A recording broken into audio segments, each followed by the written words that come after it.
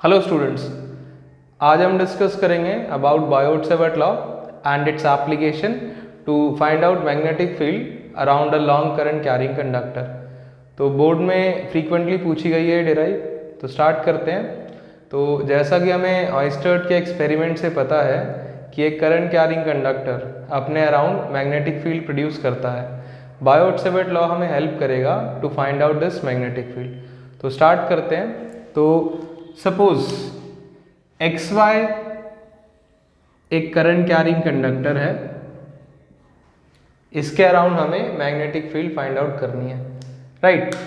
सो जैसा कि हमें पता है कि कोई भी करंट कैरिंग कंडक्टर है, लाइक इस कंडक्टर में इलेक्ट्रिक करंट फ्लो हो रहा है I एम्पियर्स का, तो पूरा कंडक्टर जो मैग्नेटिक फील्ड प्रोड्यूस करेगा, कंडक्टर के इंडिविजुअल सेगमेंट्स उस मैग्नेटिक फील्ड में कंट्रीब्यूशन देते हैं। सो फॉर कन्वीनियंस हम इस कंडक्टर के कुछ छोटे छोटे सेगमेंट्स को नाम दे रहे हैं dl वेक्टर का।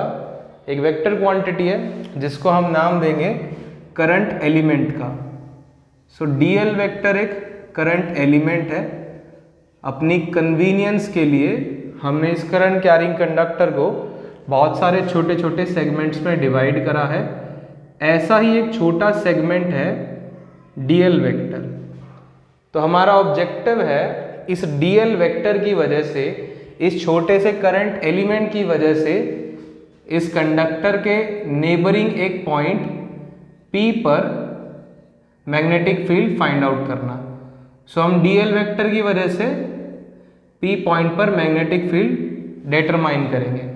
सो बायोट-सेवर्ट लॉ कहता है that magnetic field at this point P is directly proportional to I dl sine theta by r square.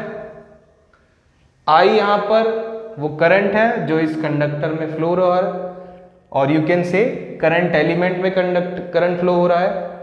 Theta inclination है between r vector and dl vector. r vector dl vector के position vector को हम नाम देंगे r vector का। P point से dl vector का position vector, उसको हमने सिंबल दिया r वेक्टर का। r वेक्टर और dl वेक्टर के बीच का इंक्लाइनेशन, इसको हम नाम दे रहे हैं थीटा का, जो कि हमने एक्सप्रेशन में भी यूज करा है। सो बायोट-सेवर्ट लॉ के अकॉर्डिंग क्लियरली इस करंट एलिमेंट dl की वजह से P पॉइंट पर मैग्नेटिक फील्ड इलेक्ट्रिक करंट के डायरेक्टली प्रोपोर्शनल है, करंट एलिमेंट की लेंथ के डायरेक्टली प्रोपोर्शनल है, और r वेक्टर और dl वेक्टर के बीच के इंक्लाइनेशन के साइन के डायरेक्टली प्रोपोर्शनल है, sine theta, and inversely proportional है r वेक्टर के मैग्नीट्यूड के स्क्वायर के। तो ये बायोट-सेवर्ट लॉ से ये एक्सप्रेशन हमें हेल्प करेगी मैग्नेटिक फील्ड के मैग्नीट्यूड को डिटरमाइन करने में। अगर हम प्रोपोर्शनैलिटी को इक्वालिटी में चेंज करते हैं तो हम यूजुअली एक कांस्टेंट यूज करते हैं। यहाँ पर हम एक कांस्टेंट इंट्रोड्यूस कर रहे हैं k। तो इस एक्सप्रेशन में k की वैल्यू होती है mu naught by 4 pi, which is numerically equal to 10 to the power -7 tesla metre per ampere. Tesla ये हम SI यूनिट यूज करेंगे फॉर मैग्नेटिक फील्ड, जिसको हमने सिंबलाइज करा है B से। dB छोटा सा करंट एलिमेंट है, तो P पॉइंट पर छोटी सी मैग्नेटिक फील्ड प्रोड्यूस करेगा मैग्नीट्यूड के रिस्पेक्ट्स में, तो उसको हमने सिंबल दिया हुआ है जैसे कि एक्सप्रेशन में dB का। नॉर्मली हम मैग्नेटिक फील्ड के लिए सिंबल B का ही यूज करते हैं, तो उसी की SI यूनिट है ये टेस्ला। बाकी हमें पता ही है मीटर, एम्पियर, लेंथ और इलेक्ट्रिक करंट की रेस्पेक्टिव SI यूनिट्स है, राइट। तो ये हमारा बायोट-सेवर्ट लॉ है। ये जो म्यू नॉट एक सिंबल जो हमने यहाँ पर लिखा है, we name this as permeability इस सिंबल को हम परमिएबिलिटी बोलते हैं। म्यू नॉट हम इसको प्रोनाउंस करेंगे एंड ये होता है mu not which is permeability for free space और वैक्यूम। कोई भी करंट कैरिंग कंडक्टर है उसके अराउंड की मैग्नेटिक फील्ड उसके अराउंड के मीडियम से इन्फ्लुएंस्ड होती है। तो मीडियम उस मैग्नेटिक फील्ड को इंक्रीज या डिक्रीज करने का पोटेंशियल रखता है। सो ये म्यू नॉट हमने उसी के लिए एक मल्टीप्लाइंग फैक्टर यूज करा है कि करंट कैरिंग कंडक्टर के अराउंड का मीडियम मैग्नेटिक फील्ड पे क्या कंट्रीब्यूशन दे रहा है, क्या उस पर इन्फ्लुएंस दे रहा है। नॉर्मली फ्री स्पेस या वैक्यूम के लिए हमारी सारी डेराइव्स या क्वेश्चंस होंगे। तो फ्री स्पेस या वैक्यूम के लिए मैग्नेटिक फील्ड की परमिएबिलिटी को हम सिंबल देंगे म्यू नॉट का। कंप्लीट इसकी वैल्यू 10⁻⁻7 है कांस्टेंट ऑफ प्रोपोर्शनैलिटी की। तो ये हमारा बायोट-सेवर्ट लॉ है जो आपको पी पॉइंट पर मैग्नेटिक फील्ड का मैग्नीट्यूड देगा।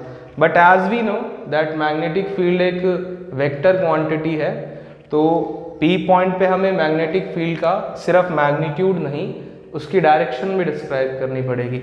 सो डायरेक्शन के लिए हम एक दूसरा रूल यूज करेंगे which is right hand thumb rule.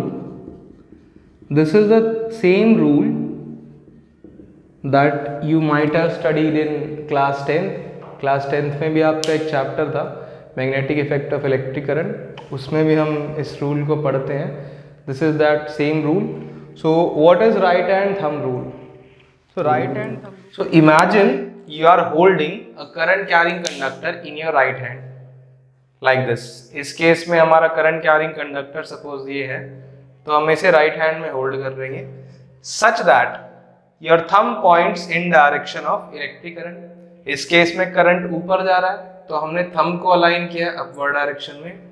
So the direction in which your fingers curl gives you the direction of magnetic field around the conductor. So इस particular situation में हमारी fingers curl कर रही हैं इस direction में, तो ये डायरेक्शन हो जाएगी कंडक्टर के अराउंड मैग्नेटिक फील्ड की। दो बातें आपको याद रखनी है। एक स्ट्रेट कंडक्टर के अराउंड मैग्नेटिक फील्ड हमेशा होती है कंसेंट्रिक सर्कल्स की फॉर्म में। दूसरी बात, ये कंसेंट्रिक सर्कल्स हमेशा लाई करेंगी इन अ प्लेन परपेंडिकुलर टू कंडक्टर। हमेशा एक स्ट्रेट कंडक्टर के अराउंड मैग्नेटिक फील्ड एक प्लेन में लाई करती है जो कि स्ट्रेट कंडक्टर के परपेंडिकुलर है, राइट।